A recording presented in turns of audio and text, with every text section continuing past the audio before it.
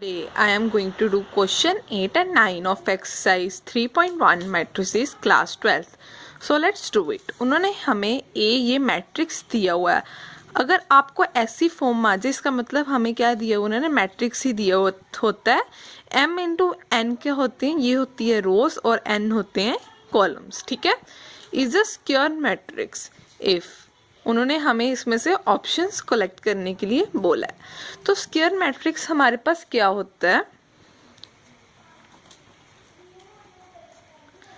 Square matrix होता है जिसकी रोज और कॉलम्स इक्वल हो. सपोज करो ये मैट्रिक्स है हमारे पास 2 इंटू 2 ऑर्डर का, इसकी रोज भी सेम है और इसके कॉलम्स भी सेम है.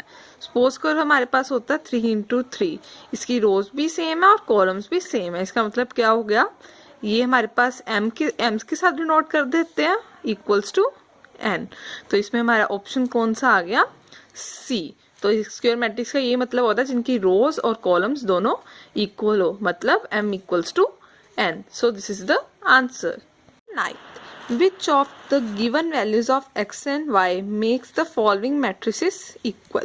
उन्होंने हमें ये मैट्रिक्स गिवन दिए हुए, उन्होंने बोला मैट्रिसेस इक्वल, मतलब ये दोनों मैट्रिसेस इक्वल हैं. तो इसका मतलब क्या हो गया, ये इसके इक्वल है और ये इसके इक्वल है, ये इसके इक्वल है और ये इसके इक्वल है. उन्होंने बोला है ना ऊपर following pair of matrices equal. ठीक है. और उन्होंने हमें ये वैल्यूज दी हुई हैं. उन्होंने क्या बोला है, find the given values of x and y. तो हम पहले लिख लेते हैं स्टेटमेंट. 3x मैट्रिसेस इक्वल है तो 3x प्लस 7 किसके इक्वल होगा, 0 के इक्वल. और 5 किसके इक्वल होगा, y माइनस 2 के. y minus 2 equals to 5. ठीक है. और y प्लस 1 किसके इक्वल होगा, 8 के. और 2 माइनस 3x किसके इक्वल होगा, 4 के. तो मैं इन दोनों इक्वेशन से y की वैल्यू निकाल सकती हूँ ना. तो मैं इन दोनों इक्वेशन से पहले y की वैल्यू निकालती हूँ. y माइनस 2 इक्वल्स टू 5 है, तो यहाँ से y की वैल्यू क्या आ गई, 7. तो अब हम इस इक्वेशन से देखते हैं क्या y की वैल्यू आती है. तो क्या है, y प्लस 1 इक्वल्स टू 8. इस इक्वेशन से भी y की वैल्यू क्या आती है, 7.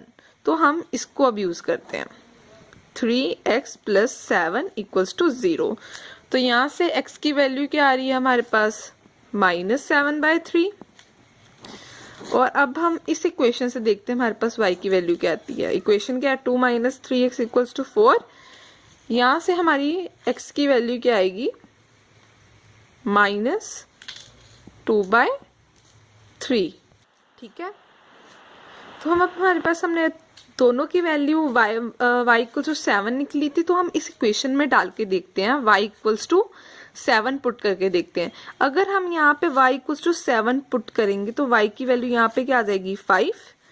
तो ये इसके इक्वल है. हमने सब जगह y की वैल्यू पुट करनी थी, सिर्फ एक में नहीं करनी होती. ठीक है. तब भी तो हमें मैट्रिक्स पता लगेगा कि ये इक्वल है या नहीं है. तो ये इसके इक्वल आ रहा है और यहाँ पे हम y की वैल्यू 5 पुट कर 7 पुट करते हैं तो यहाँ पे क्या आएगी, 8. तो 8 इसके इक्वल है. तो इसका मतलब y इक्वल्स टू 7 हमारा पक्का आना है. ठीक है.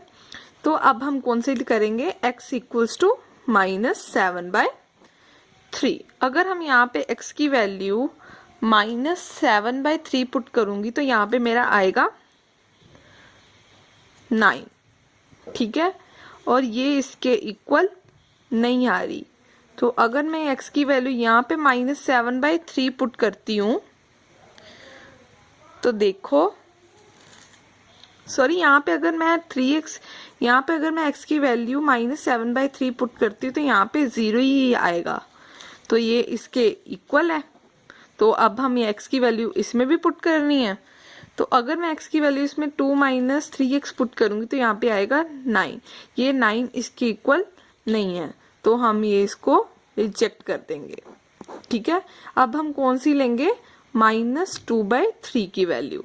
तो अगर हम x की वैल्यू यहाँ पे -2/3 लें तो लेकर देखते हैं. x 3x प्लस 7 है और हमने कौन सी वैल्यू लेनी है, -2/3 प्लस 7. तो ये यहाँ पे वैल्यू क्या आ गई हमारी 5। ये 5 इसके इक्वल नहीं है 0 के। अगर हम यहाँ पे पुट करके देखते हैं -2/3 देखते हैं, -2/3 तो ये क्या हो जाएगा, इसके साथ भी या माइनस, और यहाँ पे ऑलरेडी भी माइनस तो यहाँ प्लस हो जाएगा, यहाँ पे भी आ जाएगा 5, ये भी इसके इक्वल नहीं है, तो ये क्या, ये भी मैट्रिक्स रिजेक्ट हो जाएगा। तो हमारी कोई वैल्यूज ही नहीं आई, तो हम कौन सा ऑप्शन लेंगे, B, not possible to find. बोलते होगी कि यहाँ पे हमने y की वैल्यू 7 तो ले ली हुई है, पर हमें दोनों की वैल्यूज चाहिए। अगर हम y की वैल्यू 7 ले लें और x की वैल्यू तो हमारे पास कोई फाइनलाइज ही नहीं हुई कि जो सी हम डालें और हमारा मैट्रिक्स इक्वल आ जाए, तो हमारे पास यहाँ पे ना कोई ऑप्शंस हैं ऐसे y = 7 ऐसे, ना हमारे पास ऐसे कोई ऑप्शन है, क्योंकि हमारे पास x की वैल्यू कोई आई ही नहीं जिससे मैट्रिक्स हमारा इक्वल हो जाए। हमारे x की वैल्यू है ही नहीं, इसका मतलब हम क्या लिखेंगे यहाँ पे, not possible to find. So this is the answer.